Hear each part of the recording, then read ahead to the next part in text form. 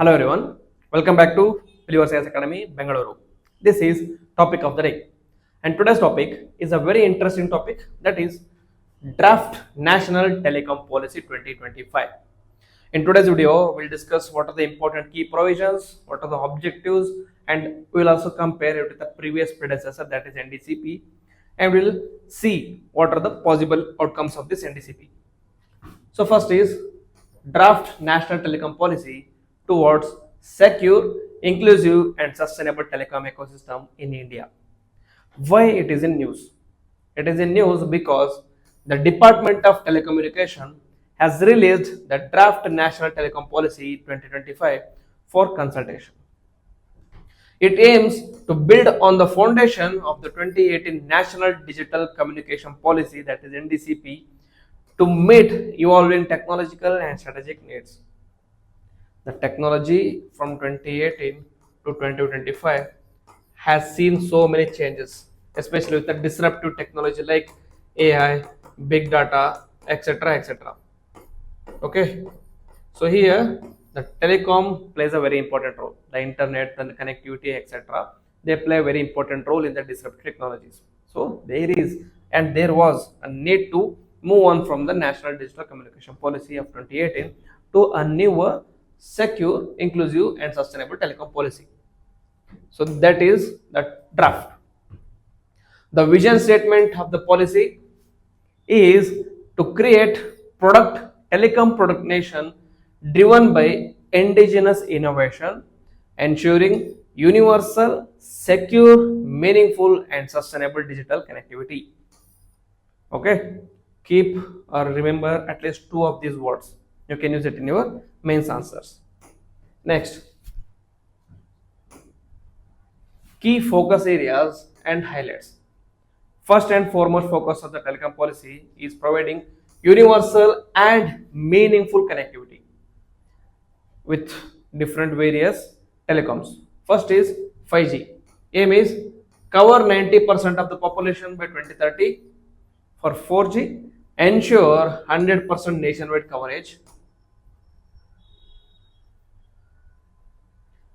100% nationwide coverage. And fiberization, increase fiber connected towers from 46% to 80%. And in Wi-Fi, establish 1 million new public hotspots, not personal, public hotspots, where people can use the public hotspots, which is open for public. It was revised from 10 million.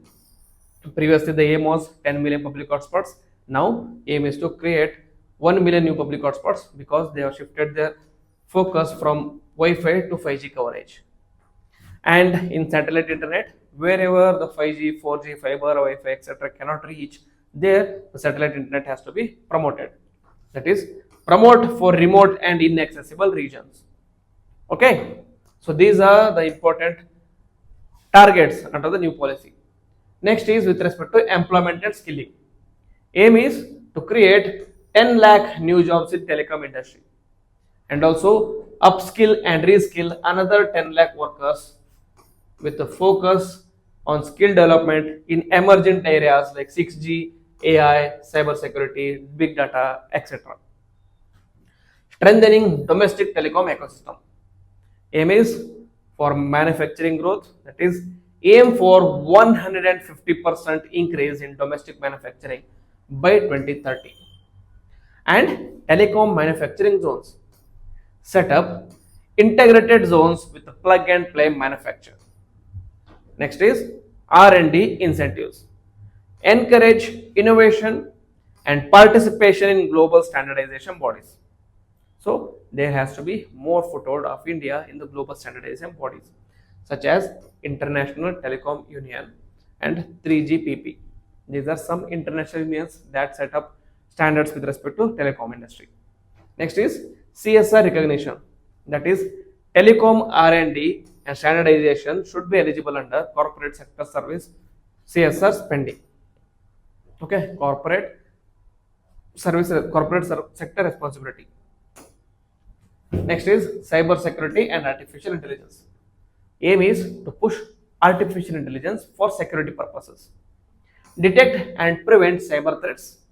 Tackle emerging generative AI based attacks, and also focus on AI chatbots, that is deploy for grievance redressal via unified complement portal, and also with respect to cross-border security. Monitor foreign satellites and border signals to reduce interference. So aim is majorly connecting AI with recurring cyber attacks. And in today's newspaper analysis, we discussed about CDX coin company's hack. So there was a hack on this company which resulted in the loss of at least $48 million. So these can be avoided if there is a more focus on cybersecurity and artificial intelligence. Next is with respect to green telecom and circular economy. Aim is emission reduction, 30% reduction in carbon footprint by 2030 from the telecom industry. Next is recycling, adopting circular economy by reusing and recycling the telecom hardware. This is going to reduce import dependency on China. Okay, so at the moment, most of the import or most of the raw materials for the production of telecom, meaning electrics, electronics, mobile phones, etc., it comes from China. If we are going to go for recycling, if we are going to go for circular economy, then we don't need more raw materials from China. As a result, it is not only reducing the import bill, it is also reducing the import dependency on China. Okay, next, focusing on future technologies such as quantum communication. Push for quantum encryption for secure networks. So quantum encryption is considered as the most secure form of communication, which is almost untraceable, which is almost unhackable or untappable, which focuses on quantum deposition or disposition and quantum entanglement.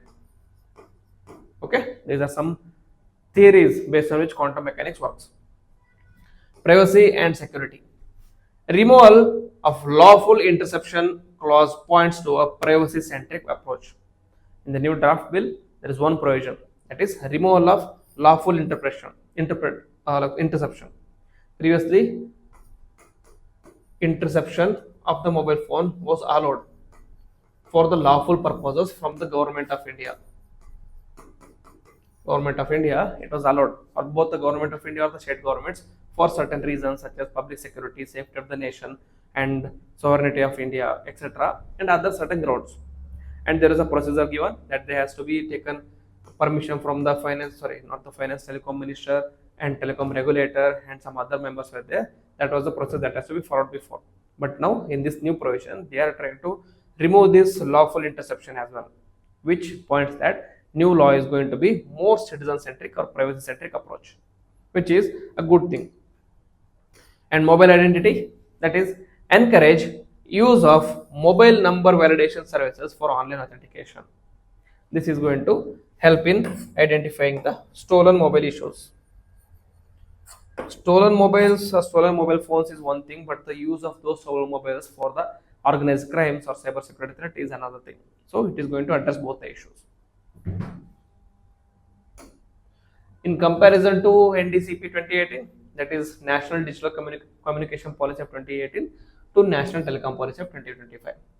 Aim is, or the employment, there was 40 lakh jobs in the broader sector, and aim is 10 lakh jobs in the telecom specific. Wi-Fi hotspot, 10 million was the target, now it is scaled to 1 million.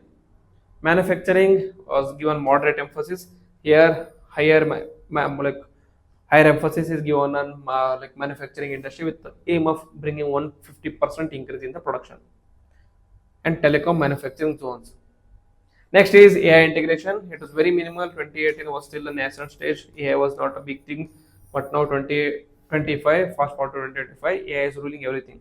So deep integration in security, governance, and other issues. Next, with respect to environment, there were no particular specific provisions with respect to environment. It was very vague in nature. So now, very vague in nature. Now aim is clear 30% emission cut and also focuses on circular economy. So we can see from the policies itself that the 2025 draft is more holistic.